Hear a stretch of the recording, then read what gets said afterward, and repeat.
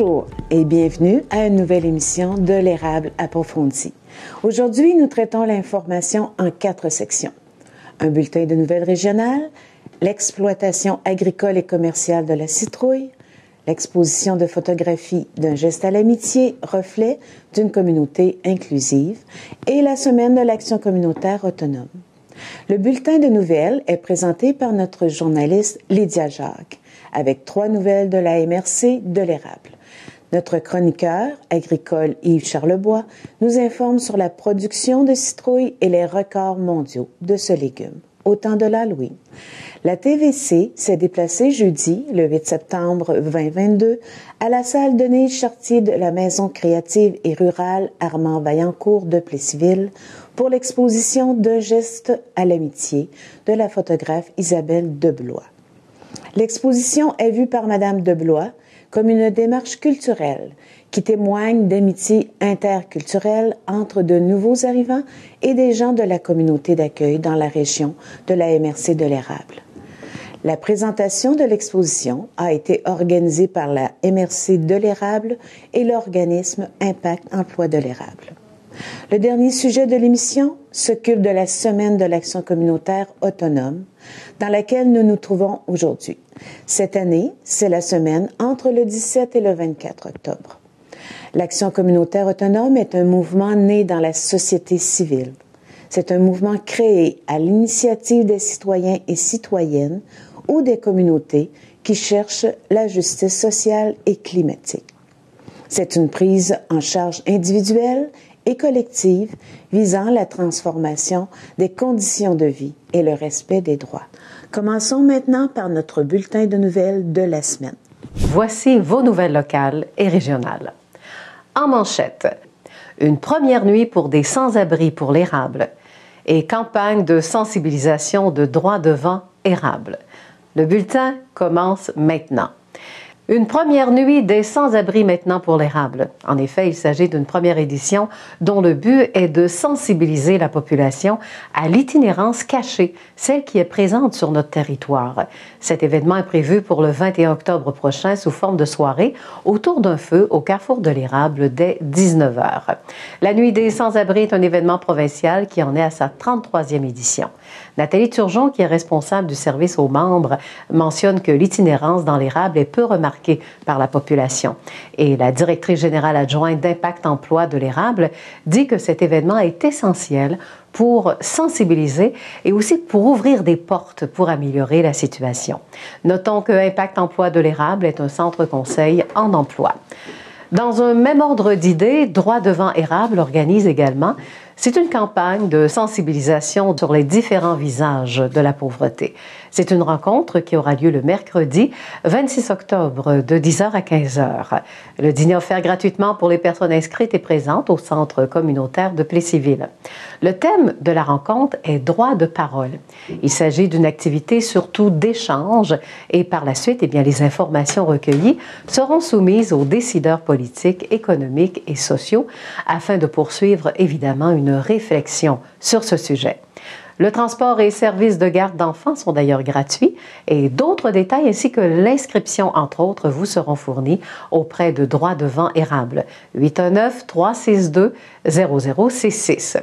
Enfin, dans le monde du sport, un spectacle bénéfice d'humour est organisé à Plessisville pour une 10e édition pour les organismes sportifs de la région, Deck Hockey Plessisville, le club de hockey V-Boutin Junior 2A et les pionniers de la polyvalente La Samar.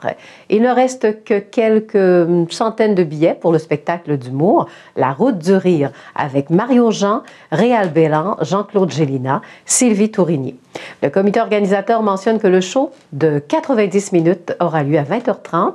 C'est prévu pour le 19 mai 2023 à l'amphithéâtre Léopold Boutin de Plessisville. C'est le temps maintenant de traiter un aspect de la saison de l'Halloween. Notre chroniqueur agricole Yves Charlebois nous explique l'exploitation agricole et commerciale de la citrouille. Très bientôt, on sera le 31 octobre, ce qui veut dire que plusieurs vont fêter la fête de l'Halloween. Mais ce qui nous amène dans le cadre de l'émission, et surtout pour notre chronique agricole, c'est de parler de l'exploitation agricole, donc l'exploitation de la citrouille.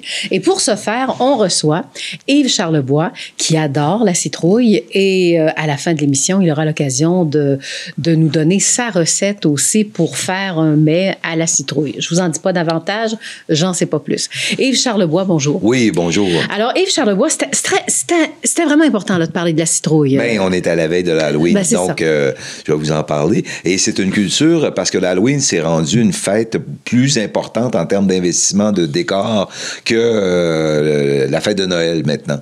C'est rendu c'est nord-américain, c'est extrêmement. Et là, ben...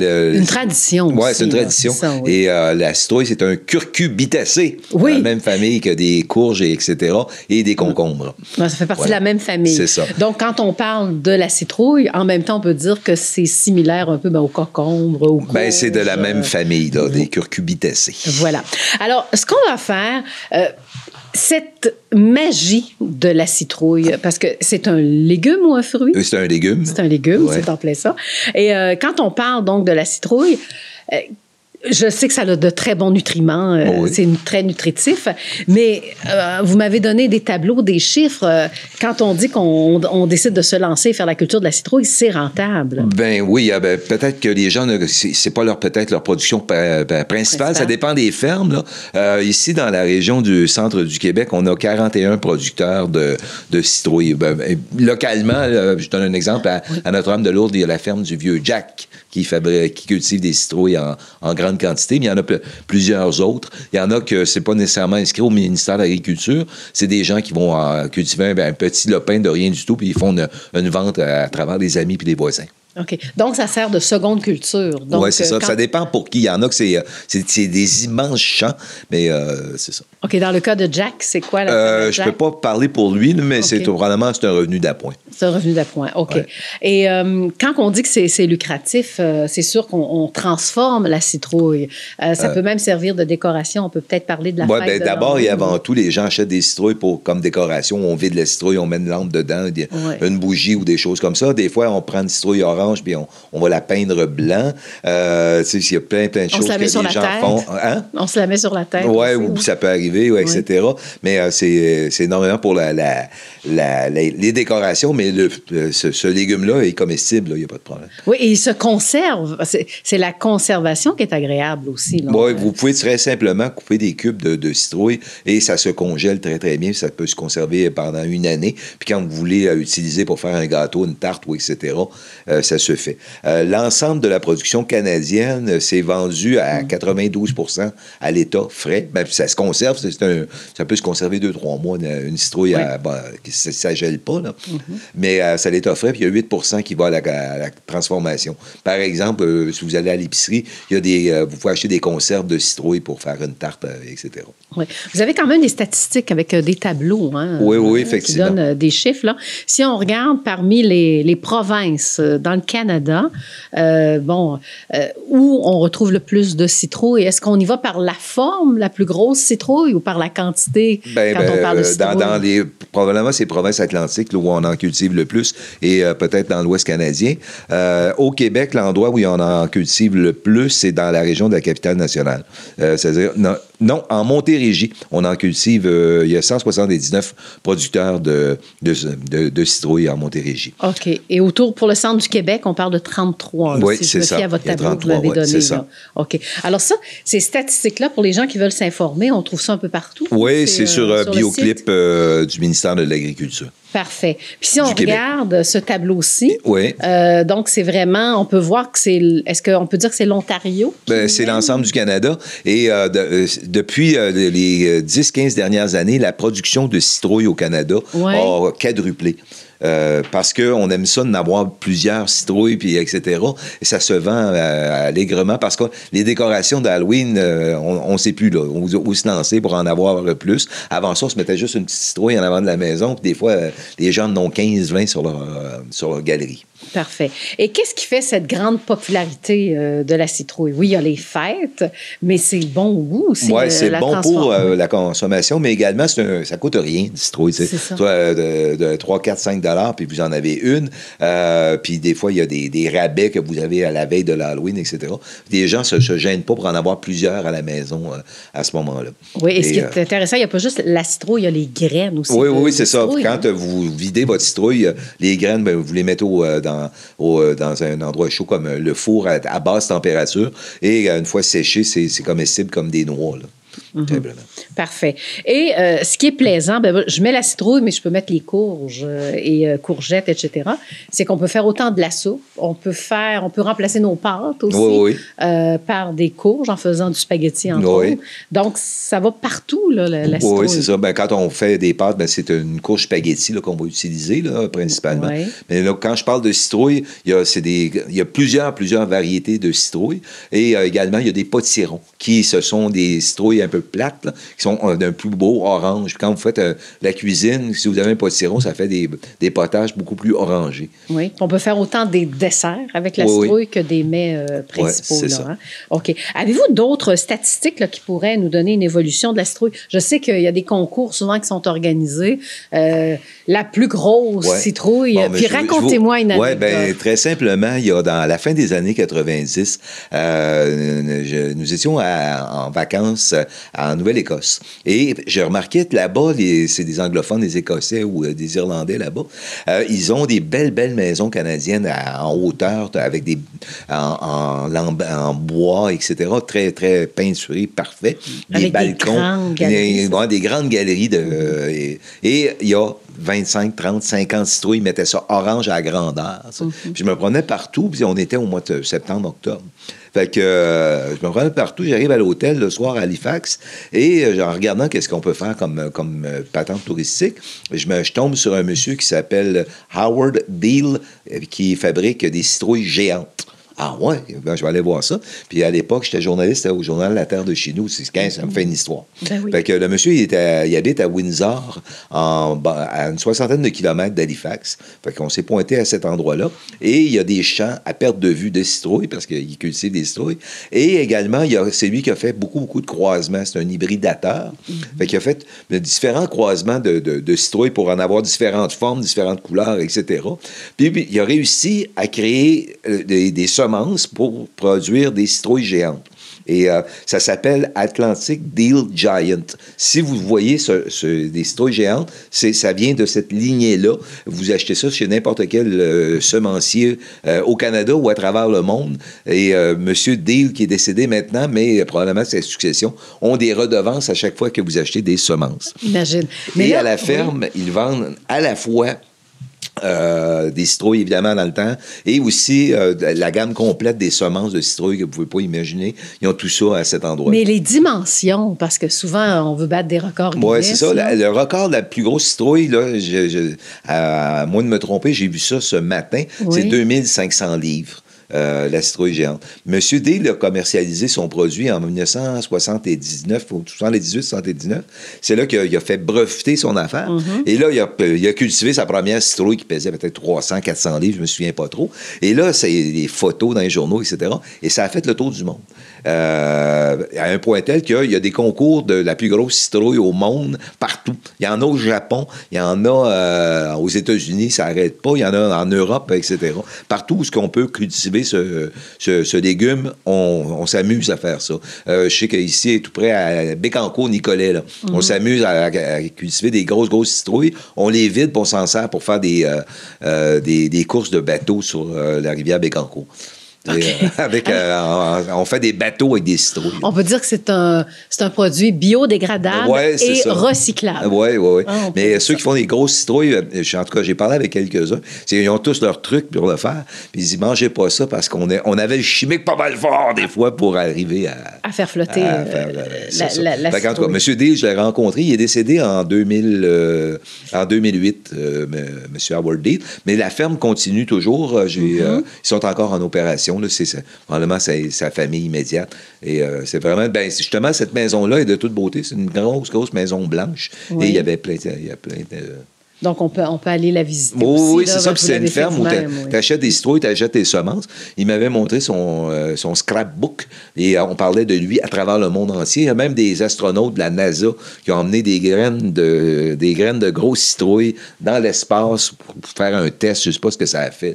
Peut-être pour ça que les citrouilles ont rendu à 2000 livres. J'ai aucune idée. Peut-être ça, c'est l'effet espace. Là. Et pour les produits dérivés, là, bon, ça n'arrête pas. Là, ben, là, vous pouvez facilement vous remplacer dans un gâteau à la courgette, vous pouvez remplacer ça par de la citrouille. Il y a des gâteaux qui se font. De la fameuse tarte à la citrouille avec la crème fouettée, c'est un classique. Oui. Quelque chose que moi, j'utilise souvent, c'est vas-y avec ta recette, on est rendu là. Oui, c'est ça. Ben, très simplement, vous prenez des cubes de citrouille, vous videz votre citrouille, enlevez les graines et tout ça, vous faites cuire le tout avec un bouillon de volaille, par exemple, avec un oignon. Et une fois que tout est bien cuit, assez mou, vous passez ça au robot mélangeur. Par la suite, vous faites un beurre manié et vous revenez avec votre liquide qui sort du robot mélangeur. Vous brassez le tout et avec un peu de crème, muscade, très peu de cannelle, passez ça au fouet et ça vous fait un merveilleux potage. Oui. Et aussi, je reviens du côté local, OK? Dans ce sens que, il y a quelques années, on avait même changé la date de l'Halloween. Ah, oui. J'aimerais ça parlez-moi des souvenirs. Là, j'ai une affaire de fou il y a quelques années. Là. Moi, je suis maire d'une municipalité et il y a quelques années, il y avait eu une tempête. Là, puis bon, là, ça a commencé, c'était sur la rive sud. L'Halloween, c'est le 31, on s'entend. Bon, la rive sud de Montréal, la mairesse de je ne sais trop quoi, Sainte-Julie ou autre, elle dit, ça n'a pas d'allure, on n'enverra pas les enfants ce soir ou demain soir passer l'Halloween parce qu'il y a une tempête. On va remettre l'Halloween au 31. Là, la ministre des Affaires municipales arrive en plein Parlement. Oui, c'est rendu politique, là. Oui. Là, elle s'en va en plein Parlement pour dire, ben là, c'est une décision des maires.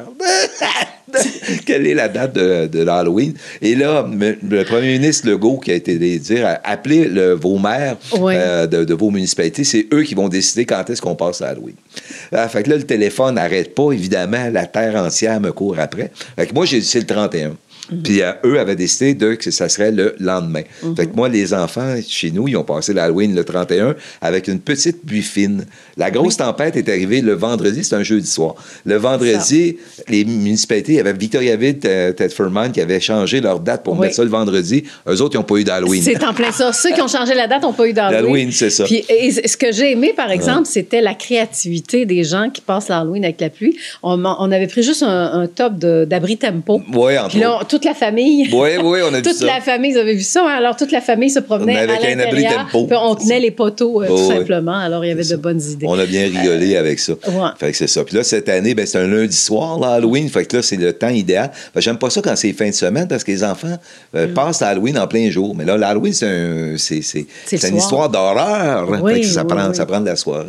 Et si vous êtes dans la région immédiate, on a une maison des jeunes à Saint-Ferdinand qui s'amuse beaucoup à tout décorer à l'intérieur. Les enfants mettent beaucoup de temps pour faire une maison d'horreur avec la maison des jeunes. C'est sur la rue Bernier à Saint-Ferdinand. Oui, je sais qu'on en fait aussi un peu partout là, dans la région. Chez nous, en tout cas, l'année passée, les jeunes avaient mis vraiment le paquet. Bon, en tout cas, c'est une vraie fête pour les enfants aussi. Ça. Hein? Alors, en guise de conclusion, le mot de la fin? Le mot de la fin, consommer de la citrouille, c'est un produit qui coûte presque rien et vous pouvez nourrir facilement une famille de 10 avec une citrouille qui va vous coûter 3 $. OK. Et on m'a dit que la recette de Yves Charlebois, c'était la meilleure au monde. Oh, peut-être qu'on verra. C'est ce qu'on m'a dit. Alors, merci beaucoup, Yves. On se dit à la prochaine. Puis merci de nous avoir donné tous ces bons renseignements. Et ça nous donne le goût vraiment de décorer, de prendre le temps de décorer avec des citrouilles, donc l'endroit où on habite, tout simplement, pour faire cette mode, finalement, de la fête de l'Halloween. Nous faisons maintenant un résumé de l'exposition de photographie d'Isabelle Deblois sur les immigrants de la région, présentée le 8 septembre 2022 à la salle Denise Chartier de la Maison créative et rurale Armand Vaillancourt de Plessisville. L'exposition d'un geste à l'amitié peut être visitée jusqu'au 31 décembre 2022 au 1280 de l'avenue Trudel à Plessisville. Les enfants de la paix, les enfants de la paix, les enfants de la paix, les enfants de la paix.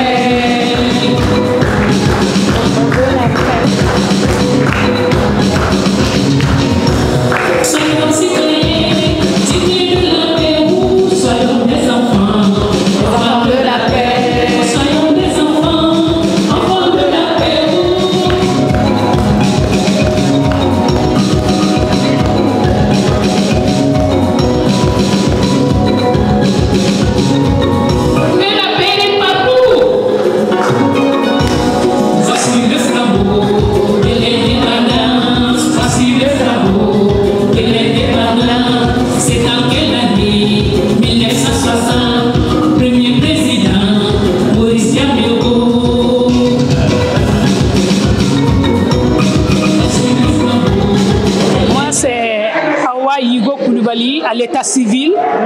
Et mon nom d'artiste est Tanti Rebecca. Et ça fait déjà 4 mois que je suis là. Je suis venue du Burkina Faso en tant qu'immigrante. Et présentement, je suis à Inverness, qui n'est pas loin de Plexus-Civil, avec une amie qui s'appelle France Oula. Donc, c'est dans ce cadre que j'ai eu l'honneur d'être invitée à cette exposition photo et j'ai eu la chance aussi de faire une petite prestation. Ça veut dire chanter.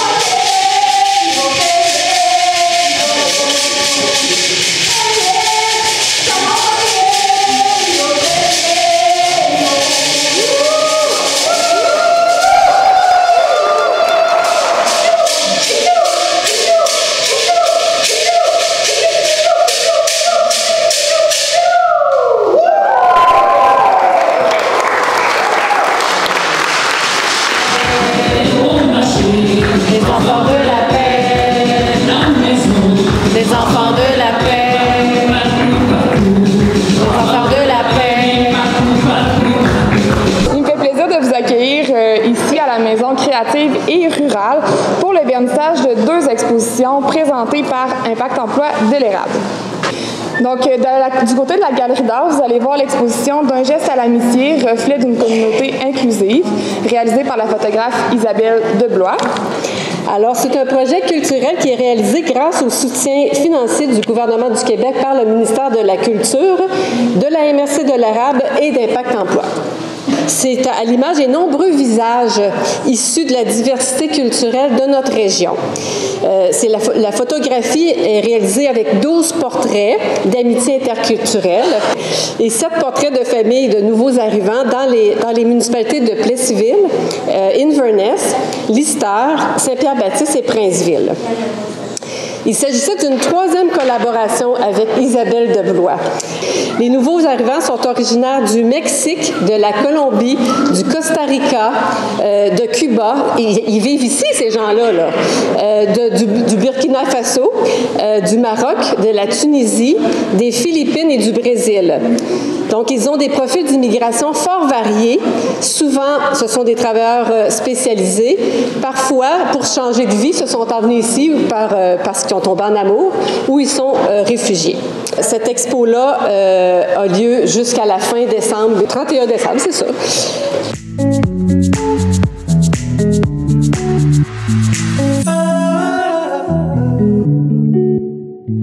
Alors aujourd'hui avait lieu une conférence de presse organisée par, entre autres, Impact Emploi de l'érable en collaboration avec la MRC. Et d'ailleurs, pour nous parler de ce vernissage en ce 8 septembre, je reçois la directrice donc d'Impact Emploi. Alors bonjour Marie-Claude. Bonjour Lydia. Alors Marie-Claude, vous êtes très bien accompagnée aussi par l'organisatrice ou la maître d'œuvre aussi de votre projet. La maître d'œuvre, la coordonnatrice et l'artiste. Bon, comment est née cette idée de faire un vernissage comme ça? Parce que ça a quand même une belle saveur immigrante, on pourrait dire. Oui, en fait, l'idée est venue du fait qu'on veut sensibiliser la population à l'inclusion des personnes immigrantes dans notre milieu. Puis on s'est dit, c'est une fille de l'équipe qui a eu l'idée, qui est elle-même une personne immigrante. Donc, elle s'est dit, on pourrait raconter des histoires d'amitié. Parce que c'est à partir de l'amitié, en fait, que se développe le reste, puis que les personnes ont le goût de rester ici. Puis là, on a interpellé Isabelle pour un projet de photographie d'amitié.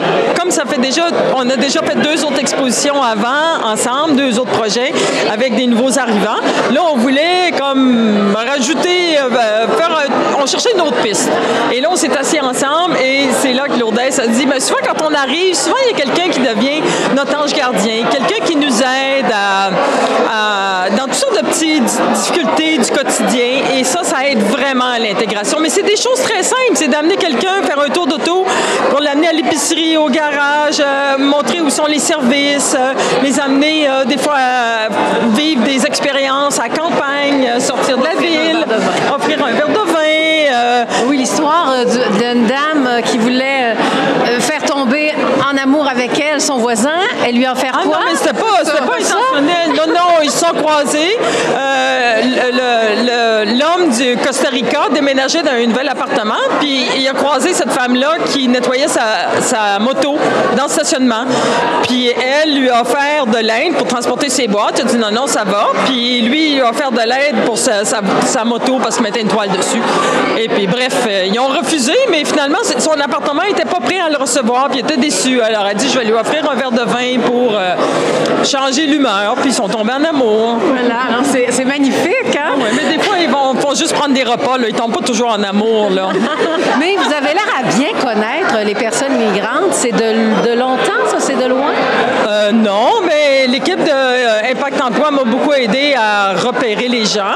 Mais je les appelais, on prenait rendez-vous, on se rencontrait, on a fait des photos. On a décidé toujours, ça c'est quelque chose que j'aurais pu dire tantôt, on a toujours décidé du contexte de prise de photo. Alors le nouvel arrivant nous disait, moi, mon ange gardien ou la personne avec qui je veux faire la photo, c'est telle personne. Et ce qu'on aime faire ensemble, c'est prendre un repas, où ça allait marcher, et on discutait ensemble de ce qu'ils aimaient, puis du contexte de prise de photo. C'est ça. Et puis là, puis après la prise de photo, je fais un enregistrement audio des gens. Puis j'ai fait un montage qu'on entend dans la salle. Alors on entend les accents des gens, on entend des fois les hésitations à parler français. Alors. Et tant qu'à vous avoir ici, Marie-Claude, j'aimerais ça qu'on parle aussi des immigrants dans notre région, dans la MRC de l'érable. On va en parler un peu parce qu'ils sont plusieurs. Oui, les personnes immigrantes sont de plus en plus nombreuses parce que les entreprises, entre autres, ont besoin des personnes, donc vont en chercher. Puis il y a des personnes aussi, par elles-mêmes, décident de s'en venir au Québec parce que dans les pays d'Europe ou d'Afrique, les conditions de travail sont plus difficiles qu'ici. Puis ici, bien, on a besoin. Alors, de plus en plus, même d'ici la fin de l'année, là, on sait officiellement qu'il y a déjà une centaine de personnes qui vont arriver, là. Moi, je dirais un mot sur l'exposition parce qu'elle ne s'adresse pas juste aux nouveaux arrivants, elle s'adresse beaucoup aux Québécois de souche, comme on peut les appeler. Parce que souvent, on voit des nouveaux arrivants, puis on est un peu timide, mal à l'aise. Des fois, on ne sait pas trop si on peut faire quelque chose ou pas. Puis c'est des gestes très, très simples qu'on peut faire. Chacun, à l'épicerie, saluer quelqu'un, donner un petit conseil. L'autre fois à l'épicerie, il y a quelqu'un qui venait d'arriver du Brésil, puis il me posait des questions sur une sorte de beurre d'arachide. Je savais pas. C'est des choses, c'est tellement simple, mais entre voisins, de s'informer si le voisin va bien. Nous traitons maintenant le dernier sujet de l'émission Érable approfondi, la semaine de l'action communautaire autonome. Caroline Moreau, directrice de Corporation de développement communautaire de l'Érable, nous expliquera en quoi consiste cette semaine de conscientisation. Aujourd'hui, nous recevons une dame de la CDC de l'Érable, donc Caroline Moreau, la directrice générale. Bonjour, ça va bien? Bonjour, ça va très bien, merci. Oui, donc est-ce que vous pouvez nous expliquer un peu qu'est-ce que c'est le CDC? La CDC de l'Érable, c'est un regroupement d'organismes communautaires, donc tous les organismes qui sont sur le territoire de la MRC de l'Érable, mais aussi quelques-uns d'Arthabasca qui desservent toute la MRC. Donc, nous, on est là pour promouvoir les organismes communautaires, le milieu communautaire, mais participer aussi au développement socio-économique du territoire, donc avec les autres acteurs, élus, municipalités, etc. Okay. Et on a aussi la Semaine nationale de l'action communautaire autonome. Oui. Donc, parlez-nous un peu de ça. Qu'est-ce que c'est cette semaine-là? La Semaine de l'action communautaire autonome, c'est chapeauté par le Regroupement québécois de l'action communautaire autonome. Donc ça, c'est 67 regroupements nationaux qui se mettent ensemble pour souligner finalement le travail des organismes communautaires. Donc on parle d'environ un peu plus de 4000 organismes communautaires d'action communautaire autonome. Ça représente plus ou moins 60 000 personnes salariées au Québec. Puis, c'est plus de 425 000 bénévoles dans l'ensemble de la province. Donc, on souligne en même temps le travail des organismes sur chacun leur territoire, leur région aussi. Faut savoir qu'en même temps, la semaine n'a pas toujours été une semaine. Okay. Ça tourne autour de la Journée nationale de l'action communautaire autonome qui est autour du 23 octobre. Donc, dans c'est devenu une semaine nationale, donc avec une thématique dans les dernières années. Mais donc, c'est la 20e année qu'on souligne finalement cette journée-là, cette semaine. Puis, c'est issu finalement de la politique de reconnaissance de l'action communautaire autonome. Puis ça, bien, dans le fond, il faut être fier de ça au Québec. C'est une bébite là, unique au monde, la politique d'action communautaire. Ça date de 2001 et c'est collectivement le milieu communautaire et le gouvernement à l'époque qui ont travaillé ensemble à définir qu'est-ce que c'était l'action communautaire et l'action communautaire autonome, puis à reconnaître finalement l'apport inestimable que le milieu social avait dans le développement puis l'avancement de la communauté puis de la société du Québec. Donc, à partir de là, l'année suivante, on a célébré finalement chacune des années l'action communautaire autonome. Donc, dans les dernières années, c'est devenu une semaine nationale, donc on met plusieurs actions ensemble et il y a un thème qui vient avec ça. Donc, cette année, on a « Visons juste » pour une justice sociale et climatique. Donc, pour définir plus en profondeur ce sujet-là, qu'est-ce que c'est l'action communautaire autonome? Donc, l'action communautaire autonome, ça vient en deux parties. La politique de reconnaissance de l'action communautaire amène 8 critères pour reconnaître un organisme. Donc, dans les 8 critères, il y en a 4 qui sont de l'action communautaire. Donc, il faut être né à l'initiative des gens de la communauté, avoir la forme juridique d'un organisme sans but lucratif. Donc, ça exclut déjà en partant les coopératives dans ce modèle d'action-là. On a aussi, en fait, le cœur de l'action communautaire autonome, c'est vraiment la vision de transformation sociale. Donc, la vision de transformation sociale, mais qui est associée aussi à des valeurs de justice sociale, de justice climatique, d'équité, donc de s'assurer finalement qu'il y ait un filet social autour des gens de la population pour que personne ne tombe dans les mailles, dans le fond. Donc, c'est un résumé grossièrement, mais 8 critères. Donc, c'est vraiment aussi l'autonomie des groupes. On est des organismes autonomes, même s'il y a du financement de l'État qui est associé à cette reconnaissance-là. Il reste que les organismes sont libres de déterminer leur mission, les orientations, puis les pratiques dans lesquelles ils veulent accomplir leur mission. Donc, c'est vraiment l'ensemble, je te dirais, les critères les plus importants là, de l'action communautaire autonome, bien qu'ils le sont tous. Oui, donc c'est vraiment pour la population, là. C'est communautaire, là. C'est vraiment pour la communauté. Bien, en fait, ce sont des critères qui définissent les organismes, donc, mais les organismes sont toujours évidemment portés par des gens de la communauté, donc c'est eux qui les ont mis sur pied pour répondre aux besoins de base ou aux besoins de s'associer pour différentes situations. Ça peut être, par exemple, on a des ORAP ici qui répond à plusieurs besoins, notamment la banque alimentaire, mais on peut avoir aussi Équijustice des Bois-Francs qui est un organisme de médiation, de justice réparatrice. Donc, à ce moment-là, c'est des gens qui se sont mis ensemble pour dire on souhaite se donner ce service-là dans notre communauté, puis on va le mettre sur pied ensemble. Donc, l'initiative des gens de la communauté, forcément, les organismes n'existent pas s'il n'y a pas de communauté autour. Okay. Est-ce que vous pouvez nous expliquer un peu c'est quoi la justice climatique? La justice climatique, c'est une expression qui vient, en fait, de la jonction de justice sociale et de changement climatique. Quand on parle de changement climatique, évidemment, on pense au réchauffement de la planète, on pense à toutes les... Si on le prend dans un exemple dans une ville, par exemple, ou un centre-ville, ça peut être des îlots de chaleur. On sait, par exemple, que les gens qui vont vivre dans les centres-villes, souvent, se retrouvent... Il y a des quartiers qui sont moins bien nantis, dans le fond, qui sont, souvent, ça va être les vieux quartiers, donc dans des immeubles qui sont peut-être moins bien, qui sont isolés, et donc qui vont peut-être être plus chauds, qui n'ont pas accès à l'air climatisé ou qui ont un coût supplémentaire aussi d'énergie. Donc, on sait que ces gens-là sont les plus vulnérables, souvent parce qu'ils vivent dans des logements peu dispendieux à cause de leur précarité financière, souvent.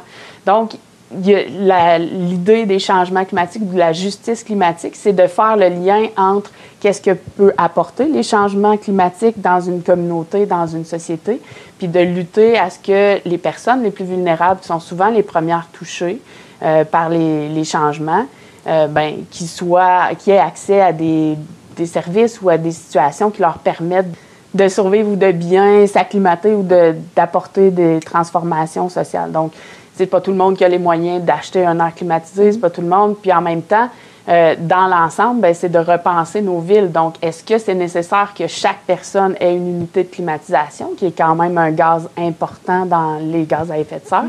Ou sinon, ce serait de repenser nos villes, comment on les construit, comment on les rebâtit s'il arrive quelque chose, de mettre des îlots de verdure, de mettre plus d'arbres, d'avoir... Donc, il y a plusieurs choses.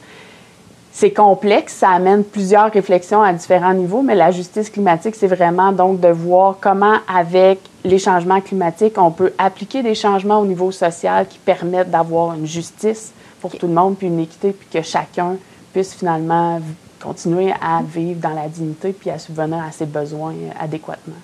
Donc, est-ce que vous pouvez nous donner des exemples de ça?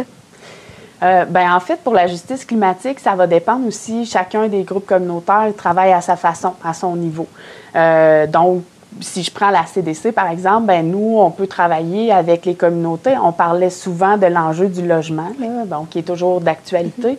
Évidemment, la question du logement, c'est un enjeu transversal. Tout le monde est touché par le logement, mais chacun à différentes manières.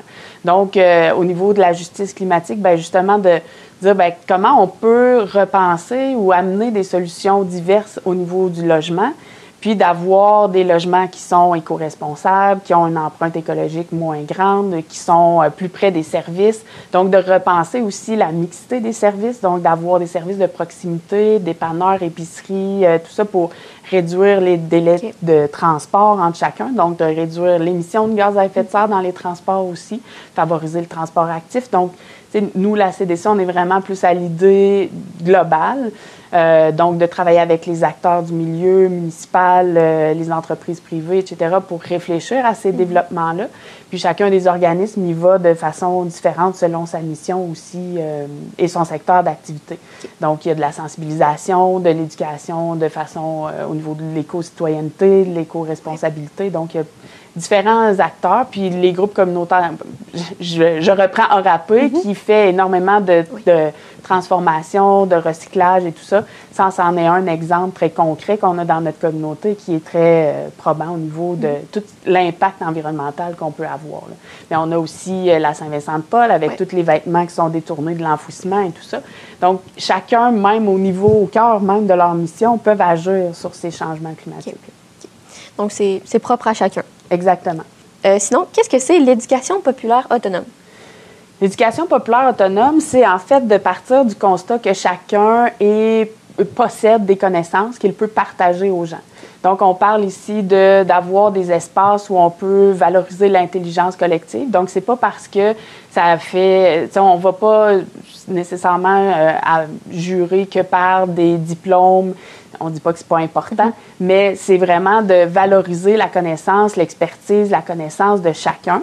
Puis dans un groupe de discussion, par exemple, que ça peut faire, c'est que, moi, je ne sais pas tricoter ou je ne sais pas tisser.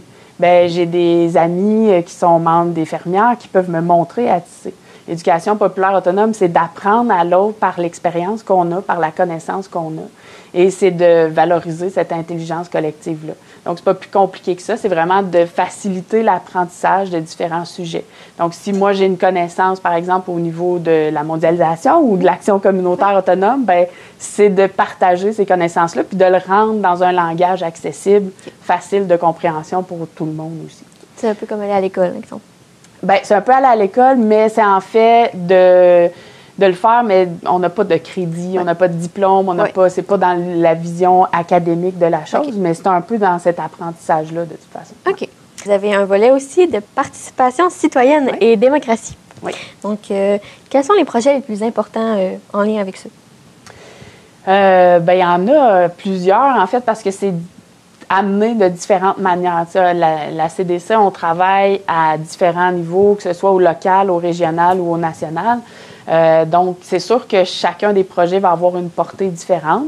Notamment, on a collaboré à la participation, à la réflexion, l'idéation du projet de participation citoyenne aussi dans les municipalités au niveau régional. Donc, à ce projet-là, pour trouver les éléments qui vont favoriser la participation citoyenne, puis amener des outils aux municipalités puis aux organisations pour dire, ben voici qui sont des éléments importants ou qui favorisent la participation. Puis, bien évidemment, la démocratie, ça va avec tous les éléments d'éducation populaire autonome qu'on peut faire. Je parlais de conseil d'administration, mais aussi justement de comprendre le milieu communautaire, de comprendre aussi, des fois on participe à des activités, des conférences. On en avait fait une en collaboration avec la CDC et des Bois-Francs sur la réforme du mode de scrutin. Donc, pour amener les gens à comprendre qu'est-ce qui était l'enjeu de la réforme du mode de scrutin, puis être en mesure de se faire une réflexion personnelle, puis ensuite de décider vers quoi il veut tendre au niveau démocratie. Donc, ça peut être des éléments comme ça, mais c'est vraiment en fonction aussi de l'actualité, des choses qui se passent. Quand il y a des élections, il y a une participation qui peut se faire, notamment soit des questions de débat où on n'a pas organisé des débats jusqu'à maintenant, mais c'est arrivé dans le passé, mais récemment, ça n'a pas été un élément qu'on a fait, mais on a envoyé des questions à certains débats ou à faire l'animation de débats. Donc, pour une coalition, ça peut être des choses qui peuvent se faire aussi. Puis souvent, c'est ça, en fonction de l'actualité, mais le travail qu'on fait est beaucoup plus en collaboration. Donc, c'est comme une démocratie constante, je dirais, parce qu'on se nourrit de ce qui se passe sur le territoire, de la réalité des gens, par l'entremise de nos organismes membres. Puis, on essaie d'amener des changements puis d'influencer finalement les réflexions des décideurs sur le territoire. Et on voit que chaque volet que j'ai apporté sont tous reliés. Oui. Pas. Est-ce qu'il y en a des volets qu'on n'a pas nommés qui seraient pertinents de parler aujourd'hui? Peut-être un qui est un champ d'action aussi de la CDC, qui est la recherche, qui en fait, on a fait une recherche là, qui avait été faite avec le CRSA, qui est un groupe de recherche en sciences humaines appliquées, finalement, sur le territoire, qui était les éléments de vitalité, qu'est-ce que les gens cherchaient sur le territoire et tout ça. Ça a été fait en collaboration avec les municipalités aussi. Donc ça, c'est une étude qui est sortie en 2015, mais qui finalement, on regarde à chaque année puis qui est encore d'actualité parce qu'on a encore besoin de lieux de rassemblement, d'espaces de discussion, de services de proximité et tout ça. Puis, en même temps, c'est un champ qu'on souhaite investir aussi davantage. On le fait des fois en participant à des mémoires sur des projets de loi et tout ça. Il y a peut-être des éléments encore là d'actualité qui vont arriver, mais notamment en participant, évidemment, c'est en lien avec le milieu communautaire, mais il y a aussi toute une campagne qui vient avec le fait que les organismes communautaires ne sont pas des lobbying, dans le sens où notre influence qu'on souhaite avoir sur les élus, c'est dans le bien-être de la collectivité. Il n'y a aucune organisation ou aucune personne qui en tire un bénéfice personnel ou qui en tire un bénéfice pécunier non plus.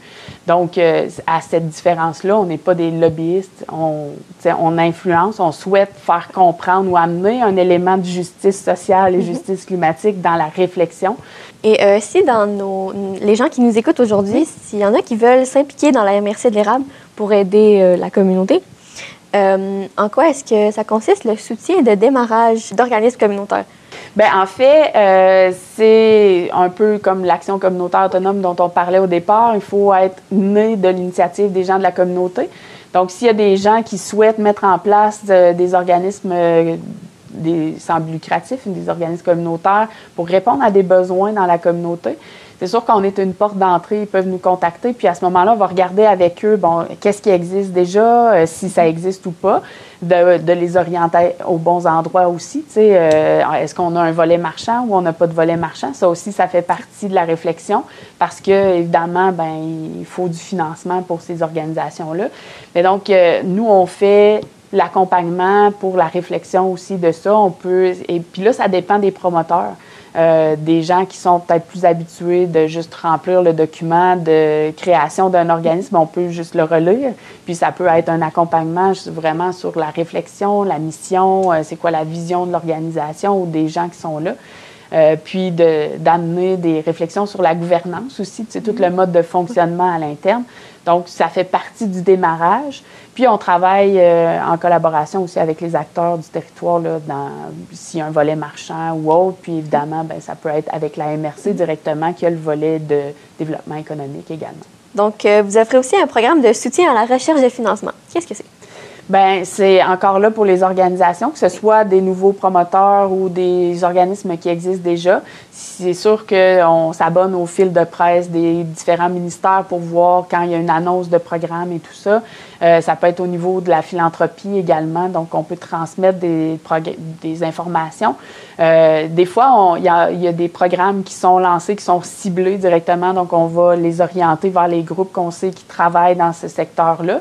Mais sinon, ça peut être aussi d'amener des organismes à réfléchir à des activités d'autofinancement, puis dire comment on peut la bonifier, comment on peut la rendre plus en adéquation des fois avec la mission, ou juste de redéfinir quand ça fait 20 ans qu'on fait la même activité, c'est de réfléchir à son impact social, à son impact économique dans le groupe aussi. Donc, ça peut être à différents niveaux. Comme je vous dis, oui, on a cet axe-là, puis c'est comme dans bien d'autres champs d'activités qu'on a, la CDC, mais il faut toujours la moduler en fonction de qui est notre interlocuteur, donc que ce soit un organisme qui est en réflexion, en restructuration ou à la naissance, ça ne va pas être le même niveau d'accompagnement ou le même service, même si c'est dans la même branche, donc la recherche de services, par exemple. Donc, ça peut changer. Effectivement. Okay. Et vous avez aussi un service de regroupement d'achat. Oui, c'était plus actif, je dirais, précédemment. C'est sûr que quand la CDC est née dans les années 80, en 84, en fait, c'était avec la CDC des Bois-Francs. Puis en 89, les groupes ont décidé de fonder leur propre CDC dans l'érable.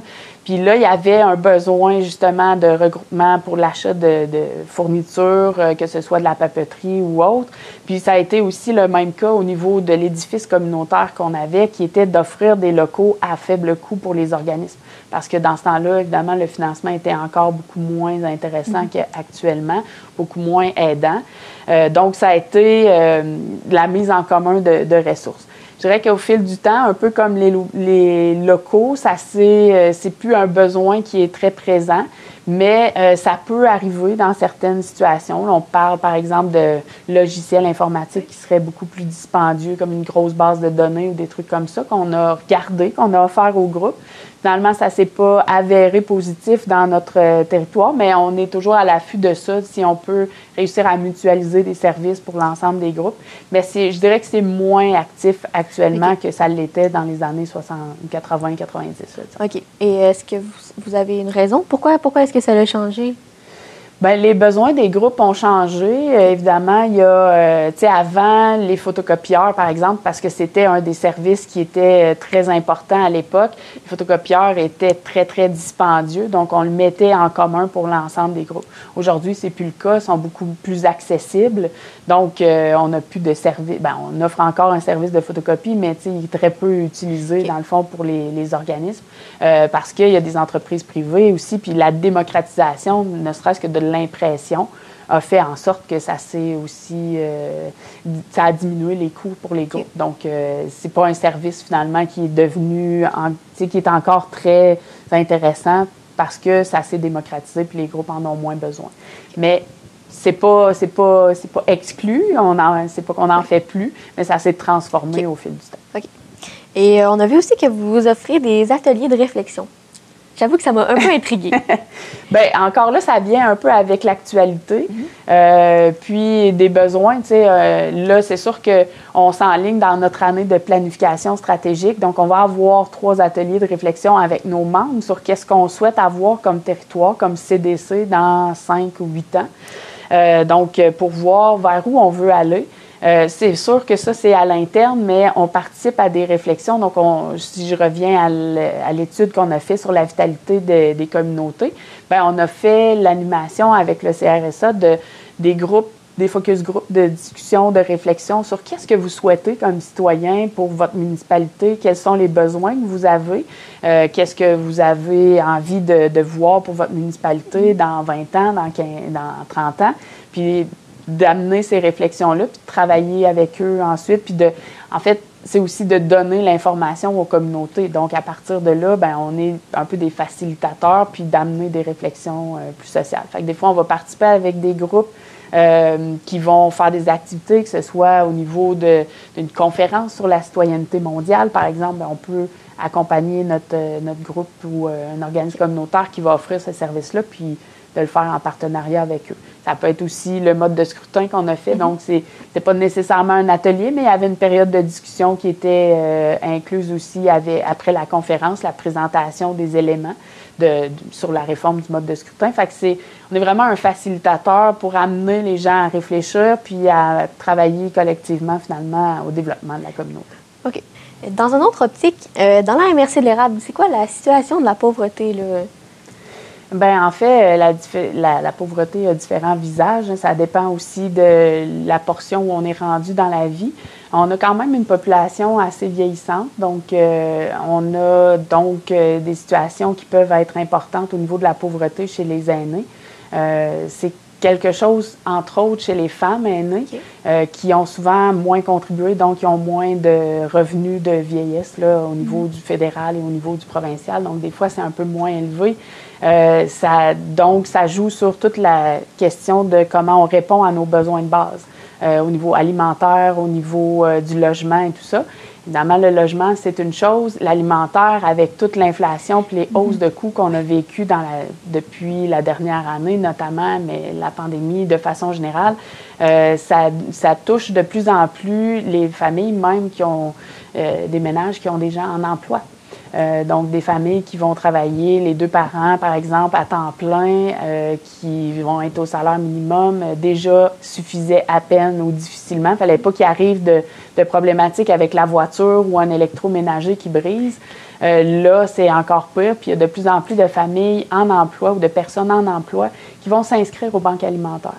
Ça, c'est pas seulement dans l'érable, c'est partout au Québec. C'est un phénomène qu'on voyait déjà, mais qui s'installe. Puis ça va sûrement aller malheureusement, en augmentant.